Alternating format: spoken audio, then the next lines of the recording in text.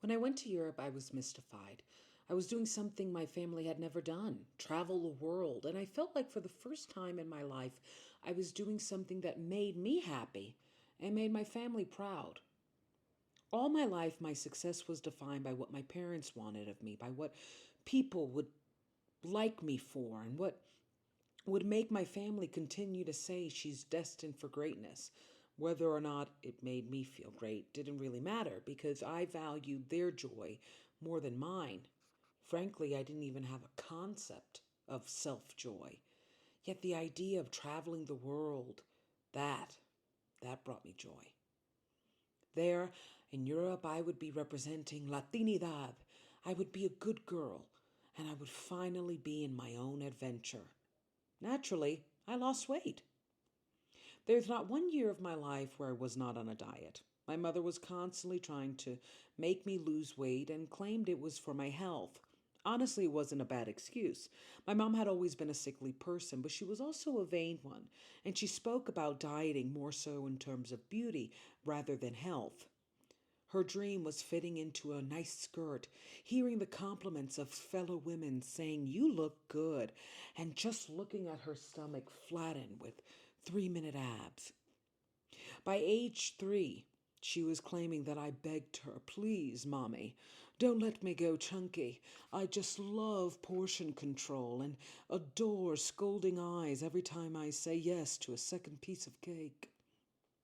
But frankly, if my feelings weren't hers, they just didn't exist.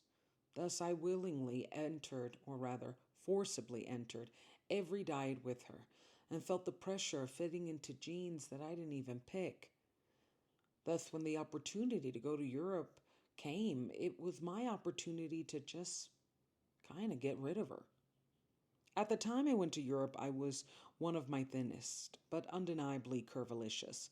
My mother was still living in my senior year of high school, where I crash dieted and what people know as the Beyonce diet. Basically, I drank lemon water with cayenne pepper for 3 months straight, and my mother's eyes glimmered, going prom shopping with me. She felt like I was fulfilling her dream of having a girly child, without realizing I was always a girly child. It's just every time I tried to be a girl, I was told I was not thin enough. I was not walking right in heels, but nobody ever told me how to. I was not doing my makeup right, yet nobody ever taught me. Everything I wore was suddenly a fashion faux pas because in 1978 she owned some really fashion forward peasant tops. My hair, which was so incredibly curly, I had to quotation marks tame it. But nobody taught me, not one person. Thus, when I entered that Macy's and fit into a size 10 of one of the most beautiful Grecian dresses I have ever seen, enough to make Aphrodite tremble, my mother was elated. A woman had been waiting outside of my dressing room, thinking that I would not fit, but I did. Thus, my mother said, "F off," or at least she said it in her head. Really, what she said is, "She fits." And we walked out smiling. My mother turned to me and said, "10 more pounds, and you're going to look even better." Thus, Europe was my chance to kind of quiet that voice that kept on nagging me every single day. 10 more pounds, 10 more pounds, 10 more pounds. Over there, I would be too busy trying to see the Mona Lisa to care about the 10 more pounds. There was not one thing I did not eat while I was in Europe. I think Italy had a pasta shortage that was 100% linked to me being there. I ate so bad, I mean terrible. I ate food with a vengeance. It was almost as if I had fallen in love with the most forbidden man on earth, like Romeo and Juliet, and I was willing to die for him within 5 days of meeting him because I just loved his cheesecake. It was so freeing to eat however I wanted and explore places that I wanted and decided to hang out with who I wanted. It was everything that I had ever dreamed, and oddly enough, the pounds just shed. My ability to dream wherever I wanted to go and actually go there with €8 and a Twix bar in my mouth just made me feel so powerful. Somehow, no matter how broke I was never broken. and I would end up with more money and a bunch of souvenirs and another 8 pounds lost. One time, I ate 3 muffins with peanut butter and chocolate sauce, and the next day lost 2 pounds. It was amazing. I was shocked that this shame I had lived with my entire life, didn't work. Apparently, basing your weight on fear actually makes you gain it.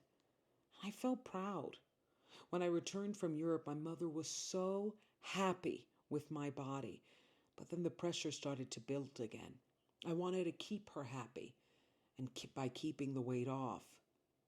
To my mother, health was a code word for beautiful. And when she said, I'm happy you're healthier, what she really meant was, I'm happy you're prettier. And pretty did get me rewards. She loved to shop when I was pretty.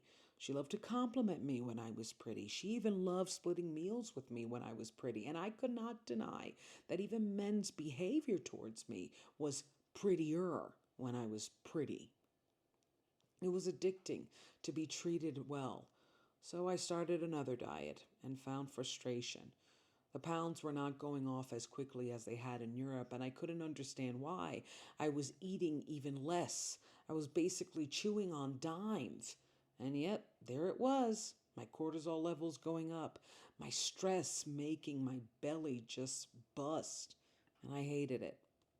Soon, the weight started going up, and it made me wonder if I should just go back to my European diet of eating whatever the F I want. So, let's discuss. Let's discuss. So, when I was in Europe, I lost so much weight. And of course, the quality of food, they do believe in more organic, and it's also more economically accessible organic food. I think in America, like $20 of just lettuce without SARS is a cheap price. Um, but I really do feel when I look back on that time, I can't say that I was dieting. I mean, I was drinking and eating and just going the F off. I had no control because I was so free. I was so happy to be in a new place with new people and kind of be a new version of me. My entire life I was so monitored by my mom, and then the flip side was my father was incredibly mean, and now I had this excuse being in another country to basically talk to him even less because he was not, I'm sure there are a lot of women out there. My father, by age 3, was telling me the phone goes both ways. When you have a loser for a father, he will tell you that. And I was so excited. I was so excited to travel. I was excited to see new things, and the happiness totally overwhelmed any anxiety. I've never been bad at school. Never. School, my anxiety was strictly social, just trying to people please and make everybody like me and wonder why they didn't. But in terms of school, I was never afraid of getting bad grades or anything. I could study.